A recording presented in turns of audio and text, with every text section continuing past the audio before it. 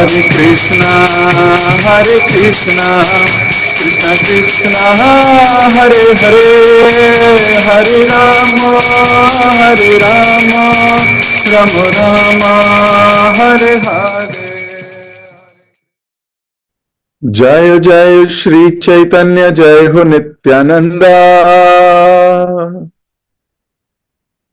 जय अद्वैत चंद्र जय गौर भक्त वृंदा।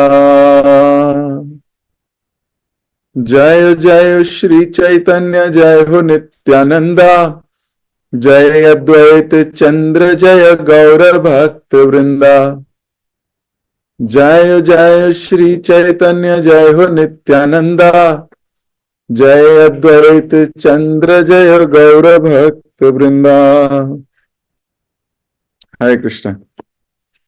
आप सभी भक्तों का बहुत बहुत हार्दिक स्वागत। हम लोग पढ़ रहे हैं श्री चैतन्य भागवत, श्रील वृंदावन दास ठाकुर द्वारा रचित। ये एक बड़ा ही अमेजिंग, पावरफुल और रस से भरा हुआ, संबंधों से भरा हुआ एक बहुत ही महत्वपूर्ण ग्रंथ। हमने पिछले दिनों में पढ़ा कि किस प्रकार विश्व रूप यानी कि निमाई के बड़े भाई, उनका कैसा आचरण था, उनके कैसे मनोभाव थे, वो कैसे एक बड़े ही सात्विक, एक बड़े ही वैष्णव विचार से ओतप्रोत भक्त थे। किस प्रकार वे संसार को देखते थे, जब वो संसार को देखते थे और भक्ति से विहीन पाते थे तो उनका हृदय फट जाता था, हृदय रोने लगता रहता था। तो सदैव शुद्ध वैष्णवों के संग में अपने आप को रखना चाहते थे। थोड़ा भी समय मिलता था अद्वैत आचार्य के घर भाग जाते थे। किस प्रकार अद्वैत आचार्य के साथ दिव्य संबंधों से या प्रेम भरी लीलाओं से जीते थे, हमने पिछले कुछ दिनों में इसे पढ़ा। अब हम इससे आगे पढ़ेंगे मंगलाचरण करके, फिर हम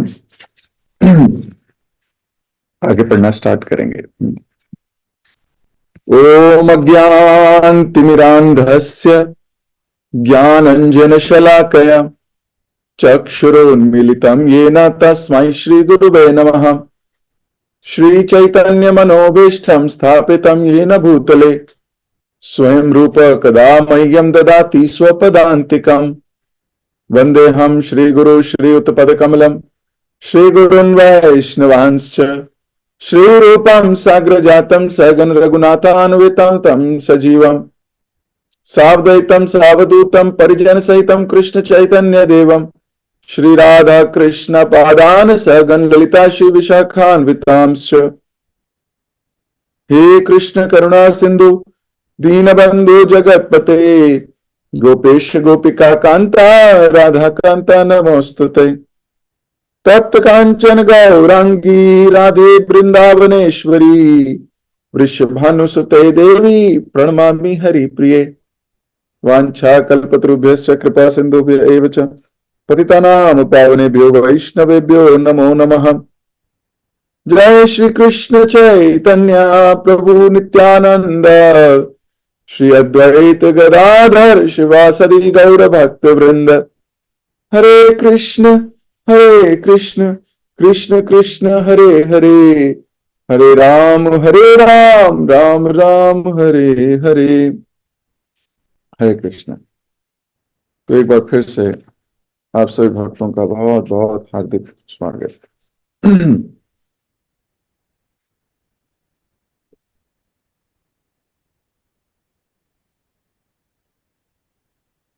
तो विश्वरूप के हृदय की दशा हम लोग पढ़ रहे थे।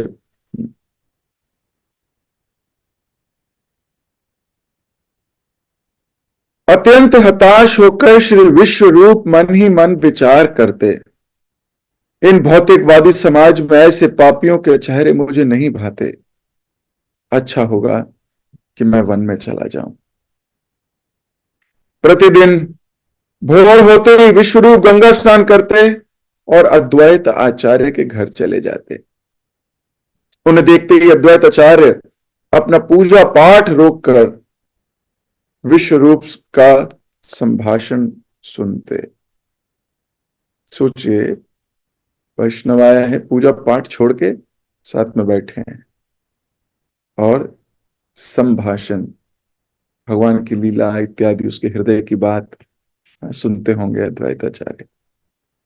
वास्तव में विश्व रूप के मुख से भक्ति को समस्त शास्त्रों का सार सुनकर अद्वैताचार्य अत्यंत संतोष और आनंद में गर्जना करने लगते। ये बात सच है, हम जो सुनना चाहते हैं जब वो हमें सुनाई दे जाता है तो हम बड़े आनंदित हो जाते हैं। हम वही जो सुनना चाहते हैं वही मिल जाए। जो ये सुनना चाहता है कि सुबह लेट भी उठा जा सकता है, उसको कहीं शास्त्र में ये बात मिल जाए, वो तो नाचने लगेगा। देखा, मैं भी शास्त्र वर्णित बात ही कर रहा हूं। जो ये सोचने सुनना चाहता है कि माला करने से नहीं होगा, माला भले दो कर लो, कम माला करने वाला भी भगवत धाम चला जाएगा, ओ हो तालियां बज जाएंगी क्लास में। हम जो सुनना चाहते हैं कहीं वो मिल जाए बस हमको। इतने मतलब मन इतना धूर्त है, इतना धोखा देता है, और उस धोखे पे आदमी ताली बजा देता है। बस उसके मतलब की बात होनी चाहिए, बस उसके मतलब की बात होनी चाहिए। जिस व्यक्ति को जैसा मन है वो वैसा ही सुनना चाहता है। यहां द्वैत आचार्य बड़े श्रेष्ठ जन है, वैष्णवों में अग्रणी हैं, वैष्णव समाज के अधिपति हैं। ये केवल भक्ति की बात सुनना चाहते हैं। अगर कोई जीव का ये सौभाग्य उदय हो गया है कि वह भक्ति की बात सुनना चाहता है, तो जहां वो भक्ति की बात सुनेगा वहां वो खुश हो जाएगा। इसका मतलब मन शुद्ध हो गया है। विषयी छड़िया कब शुद्ध हो बे मन, इसका मतलब मन शुद्धता की तरफ बढ़ रहा है। विषय हट रहे हैं उसके मन से, शुद्धता की तरफ बढ़ रहा है। उसको भक्ति की बात शुद्ध है, उसका दिलचस्पी आने लगी है, उसको मजा आने लगा है, उसको इंटरेस्ट आ गया है। तो विश्वरूप जो भक्ति को सबसे श्रेष्ठ मानते थे, जब ऐसी बात करते थे जिसमें भक्ति श्रेष्ठ दिखती हो तो नाचने लगते थे। भगवान ने गीता में बहुत सारे योगों के विषय में बोला, सांख्य योग, कर्म योग, अष्टांग योग, बहुत सारे योगों के विषय में बताया। लेकिन अंत में छठे अध्याय के अंतिम श्लोक में भगवान ने कहा, योगिनामपि सर्वेषां मद्गतेनान्तरात्मना श्रद्धावान भजते यो माम सामयुक्त तमामतः। भगवान बोले, मेरा मत है, जो भक्त हैं, जो भजन करते हैं, श्रद्धावान, ने भक्ति योग के बारे में बताया कि इन सब योगियों में, मैंने अर्जुन तुम्हें सारे योगी बता दिए, इन योगियों में जो मुझे भजता है, मेरी भक्ति करता है, मुझे वो सबसे प्रिय है।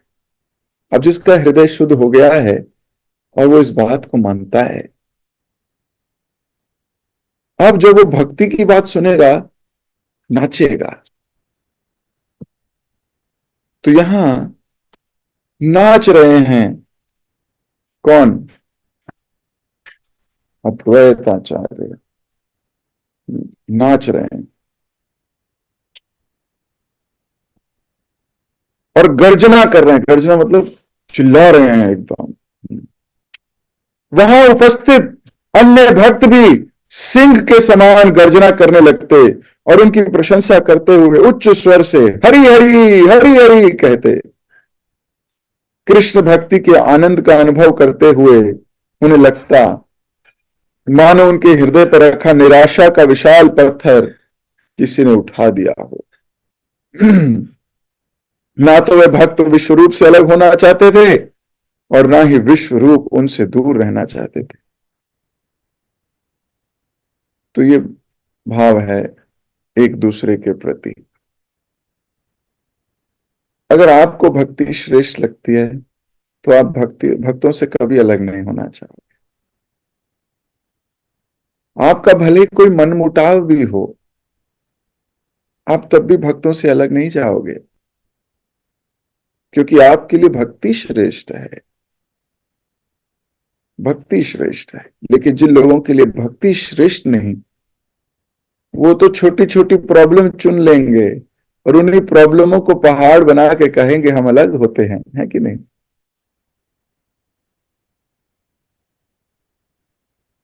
लेकिन जिनके लिए भक्ति श्रेष्ठ है वो कभी नहीं छोड़ेंगे, कभी नहीं।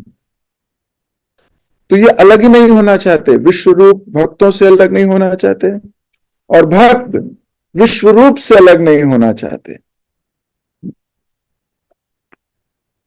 एक दिन भोजन पकाने के बाद सची माता ने विश्वंभर से कहा कि वे भोजन के लिए अपने बड़े भाई को बुला लें। अभी निमाई से कहा जा रहा है, विश्वंभर है निमाई और विश्वरूप है उनके बड़े भाई। तो मां ने छोटे बेटे से कहा कि जरा बड़े भाई को बुलाओ। विश्वंभर दौड़कर अद्वैत आचार्य के घर पहुंचे।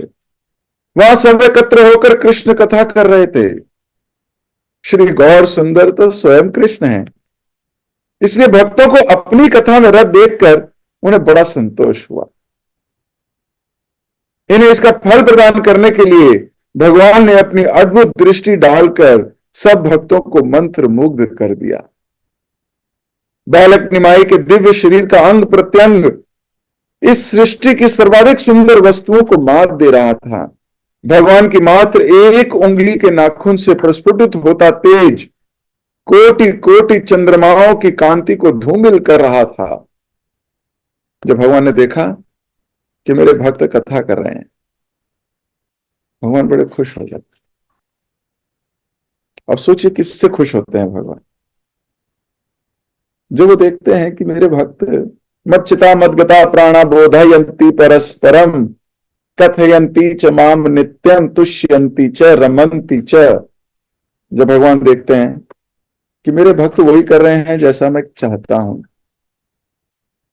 मेरे भक्त मेरे में प्रेम बढ़ाने के लिए मेहनत कर रहे हैं, मेरे से प्यार बढ़ जाए ऐसा भगवान सोचते हैं, मेरे से प्यार बढ़ जाए उसके लिए कथा कर रहे हैं। तो कृष्ण जब ये देखते हैं कि उनके भक्त प्रयास कर रहे हैं और वो प्रयास का अंतिम उद्देश्य भगवान की ही प्रसन्नता है, तो भगवान खुश हो जाते हैं। और जब भगवान खुश हो जाते हैं तो ये करना चाहते हैं, ध्यान से देख सुनिए।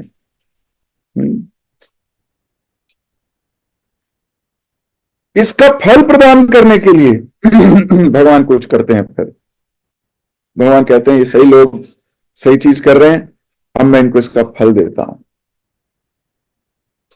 हमारे जीवन का उद्देश्य यही है, किसी न किसी प्रकार से हम कृष्ण का ध्यान पॉजिटिवली आकर्षित कर लें,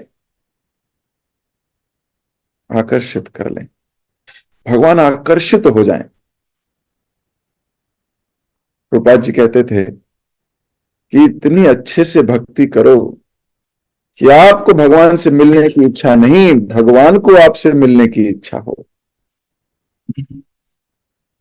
ध्रुव नहीं गए भगवान को मिलने, प्रहलाद नहीं गए भगवान को मिलने।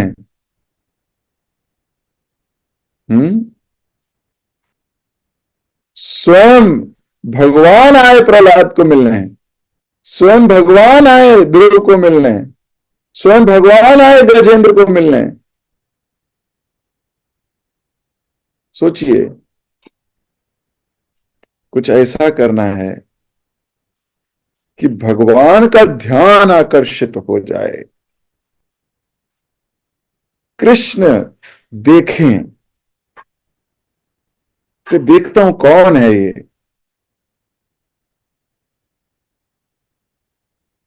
तो निमाई में अपने अभी दिव्य सौंदर्य का प्रदर्शन कर रहे हैं। उनके नाखून से, एक छोटे नाखून से जो तेज निकल रहा है, हजारों लाखों चंद्रमा उसके आगे फीके पड़ गए। खुले वक्ष तथा धूल दूसरित विश्वंभर ने मुस्कुराते हुए कहा, भैया घर आकर भोजन कर लो, मां तुम्हें बुला रही है। यह कहकर विश्वंभर विश्व रूप की धोती पकड़ लेते हैं और दोनों घर लौट आते हैं। ये करना है हमको, अपने सीनियर की धोती पकड़नी है हमको।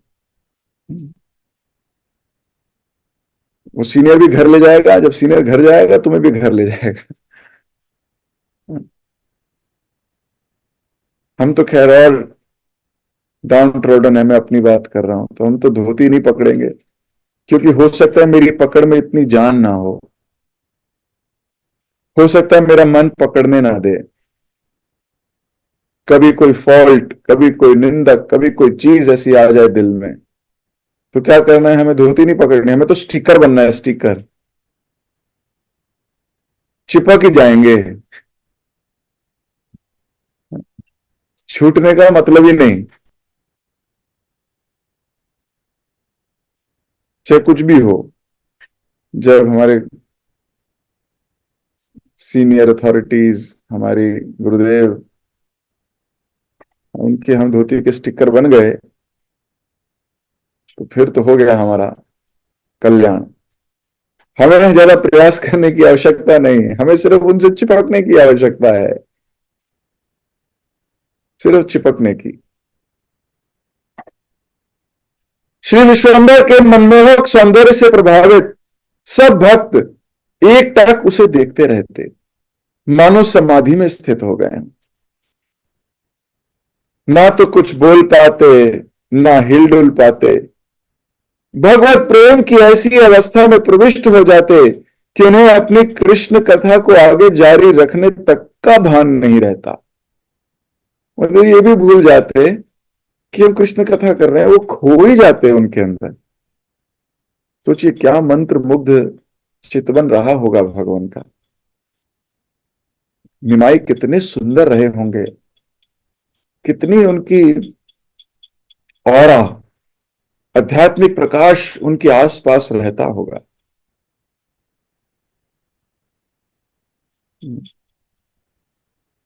भगवान किस प्रकार अपनी लीलाओं से अपने भक्तों के हृदय प्रभावित करते हैं, भौतिकवादी लोग इसका बिल्कुल अनुमान नहीं लगा सकते।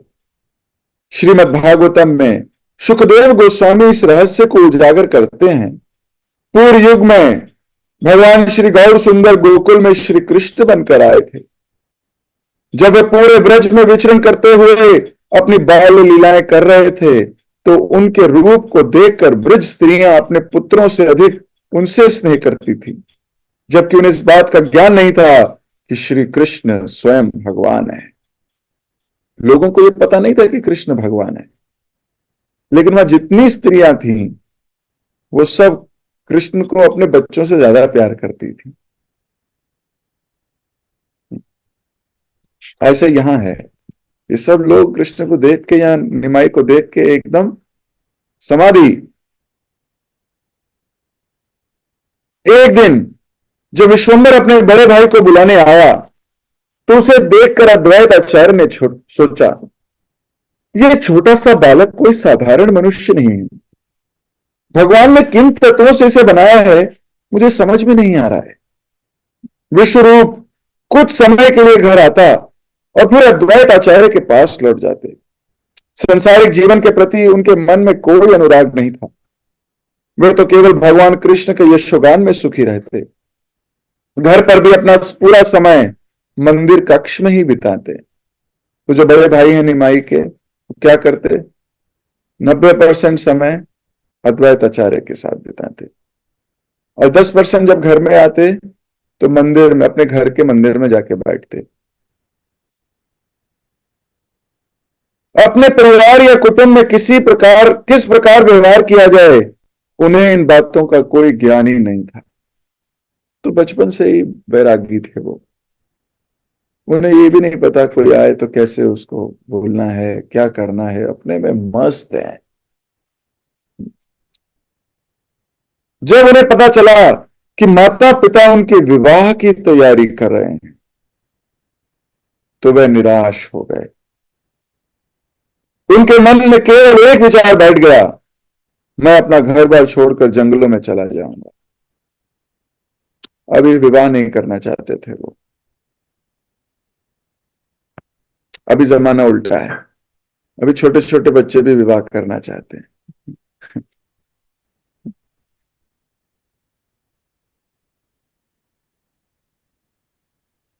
बड़े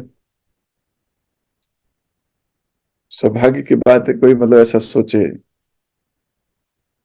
कि मैं अभी, हाँ, विवाह नहीं कर रहा। लेकिन इसका अर्थ ये नहीं है जिन्होंने विवाह किया है उनके सौभाग्य की कोई बात नहीं है, वो ज्यादा सौभाग्यशाली हो सकते हैं। इस पूरी भक्ति मूवमेंट में, भक्ति मूवमेंट आपके आश्रम पे डिपेंड नहीं है। आप गृहस्थ हो, सन्यासी हो, ब्रह्मचारी हो, ये कोई इतना मायने नहीं रखता।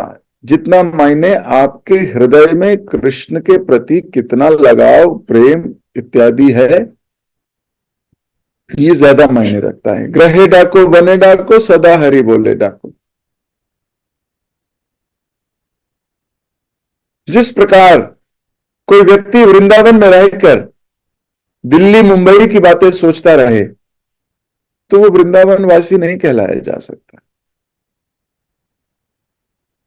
और वहीं कोई व्यक्ति दिल्ली मुंबई रह के वृंदावन का चिंतन करता रहे, उसे वृंदावन वासी कहते हैं। आपका हृदय कहाँ है, ये बताएगा कि आपके हृदय में या भगवान से आपका कितना लगाव है। तो आप चाहे गृहस्थ हो, चाहे वानप्रस्थी, चाहे ब्रह्मचारी, चाहे सन्यासी, उद्देश्य है समसिद्धि हरितोषणम, भगवान की संतुष्टि के लिए कार्य करना। तो जो लोगों को लगता है कि वो गृहस्थ आश्रम में भगवान की संतुष्टि ज्यादा कर पाएंगे, उन्हें गृहस्थ आश्रम ज्वाइन करना चाहिए। जिनको लगता है कि गृहस्थी में तो मैं फंस जाऊंगा, मैं नहीं संभाल पाऊंगा, उनको ब्रह्मचारी आश्रम ज्वाइन करना चाहिए। और जिनको लगता है बहुत समय हो गया गृहस्थी करते करते,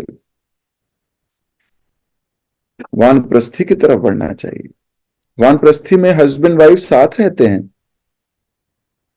वानप्रस्थी का ये अर्थ नहीं है कि बीवी को छोड़ के चले जाओ या बीवी पति को छोड़ के चली जाए, ना ना ना। ये दोनों साथ रहते हैं, घर में रहते हैं, वहीं रहते हैं जहां रहते थे।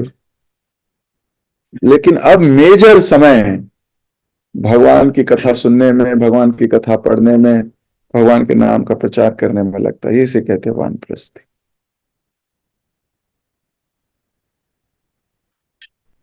तो आप किस भी स्टेट में हो, आप युवा हो, आप बूढ़े हो, आप गृहस्थ हो, आप ब्रह्मचारी हो, कोई भी हो, मेन ऑब्जेक्टिव है कृष्ण की संतुष्टि होनी चाहिए। लेकिन यह विश्व रूप का मन था कि वो गृहस्थी नहीं करेंगे। जैसे आप लोगों का क्या मन है ना, आप गृहस्थ हो, इट्स ओके, ये आपका उद्देश्य है। ऐसी विश्व रूप का क्या है कि उसे गृहस्थी नहीं जमानी, वो ब्रह्मचारी रहना चाहते हैं। दोनों का अपना मूड है। नियति के इच्छा अनुसार कुछ दिनों बाद विश्व रूप चुपके से से निकले और उन्होंने संन्यास ले लिया।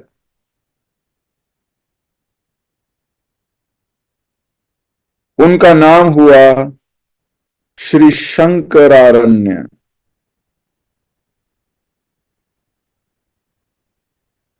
अपने पुत्र के वियोग में श्री जगन्नाथ मिश्र और श्रीमती सची देवी का हृदय विदीर्ण हो गया। अपने मित्रों एवं परिजनों के साथ वे शोक विहल हो क्रंदन करने लगे। घर में अब रोना शुरू हो गया है। बड़ा बेटा सन्यासी हो गया है, और सन्यास का अर्थ है भौतिक सारी उपाधियों से हटके अभी वो निकल गए कहीं और। अब रो रहे हैं सब लोग घर के। विश्वंभर भी अपने बड़े भाई का बिछोह को सहन नहीं कर पाए और मूर्छित होकर गिर गए। कृष्ण कृष्ण मूर्छित होकर गिर गए। वास्तव में जगन्नाथ मिश्र के घर में उठे शोक दृश्य का वर्णन करने की शक्ति किसी में नहीं है। विश्व रूप के असहनीय विरह में श्री अद्वैत आचार्य और अन्य सभी भक्त दिन रात आंसू बहाने लगे। भक्त भी रो रहे हैं। चाहे कोई भी किसी भी वर्ग का था, विश्व रूप के संन्यास लेने का समाचार सुनकर नदिया के प्रत्येक व्यक्ति ने अपने मन में दुख और शोक का अनुभव किया। इधर जगन्नाथ मिश्र और शची देवी के हृदय टूट चुके थे। उनके मुख से विश्व रूप के अतिरिक्त अन्य कुछ नहीं निकलता। मित्र और परिजन उन्हें सांत्वना देते हुए कहते, मिश्र जी कृपया शांत हो जाइए। ऐसे महान पुत्र के कारण आपका पूरे वंश का उद्धार हो गया है। यदि किसी परिवार में से कोई व्यक्ति संन्यास लेता है तो उस परिवार की अनेक पीढ़ियां मुक्त होकर वैकुंठ को प्राप्त करती हैं। तुम्हारे पुत्र ने जो मार्ग स्वीकार किया है वे सब प्रकार के ज्ञान और शिक्षाओं का सार है। तुम्हें तो पहले से अधिक प्रसन्न होना चाहिए। तो सब लोग सांत्वना दे रहे। हजारों लाखों को भी विश्व रूप ज्ञान मार्ग, भक्ति मार्ग, कृष्ण से प्रेम करना सिखाएंगे। प्रसन्नता होनी चाहिए। इस संसार में ये बड़ी समस्या है। जब कोई बच्चा आर्मी ज्वाइन कर ले, माता पिता बड़े खुश हो जाता है, मेरा बेटा इंडियन आर्मी चला गया, मेरा बेटा एयरफोर्स में चला गया। वो बेटा अभी आएगा नहीं वापस। उसकी पोस्टिंग कभी कहीं, कभी कहीं, कभी कहीं, कभी कभी, कभी साल में 4-5-10 दिन के लिए महीने की छुट्टी पे आ जाएगा ज्यादा से ज्यादा। इस बात पे बहुत गर्व रहता है, मेरा बच्चा अमेरिका पढ़ने चला गया, मेरा बच्चा कनाडा चला गया, मेरा बच्चा जर्मनी चला गया, मेरा बच्चा इधर चला गया। खुश होकर चौड़े में बोलते हैं। वो बच्चा 4-4 साल, 3-3 साल नहीं आता माता पिता को मिलने। लेकिन वही कोई बच्चा अगर ब्रह्मचारी बन जाए, भगवान के भक्तों की सेवा करने के लिए, भगवान की सेवा करने के लिए अग्रणी हो जाए, तब बहुत आईब्रोज खड़ी हो जाती हैं। हो, ये क्या हो गया, ये क्या हो रहा है, ये क्या हो गया। अरे उसमें और इसमें क्या अंतर है?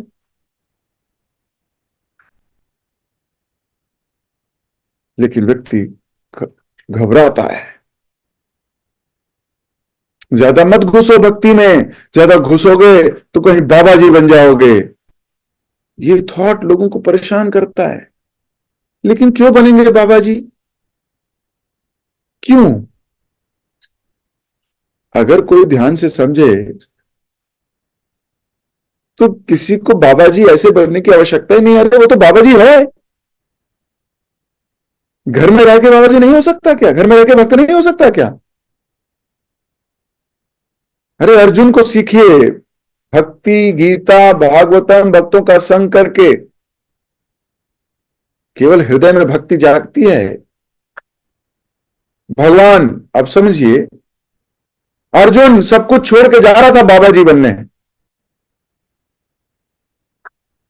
अर्जुन ने बोला, ये लीजिए अपना धनुष, ये लीजिए अपना बाण, मैं जा रहा हूं भीख मांग के, योगी बन के अपनी जिंदगी निर्वाह कर लूंगा, युद्ध नहीं करूंगा। भगवान को 700 श्लोक बोलने बुलवाने पड़े, वापस काम पे आ, नौकरी कर, गृहस्थ है गृहस्थ रहो।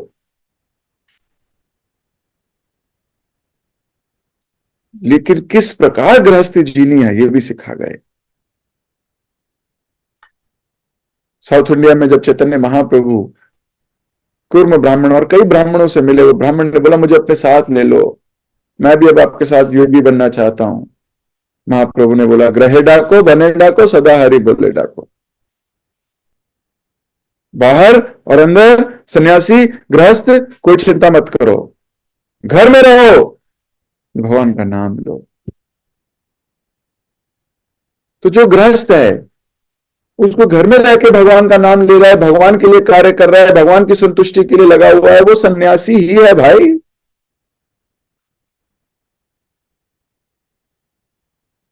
ही इज ऑलरेडी ए सन्यासी। उसको सन्यास लेने की आवश्यकता नहीं है अभी। ही इज अ सन्यासी। तो इस बात से घबराना नहीं है।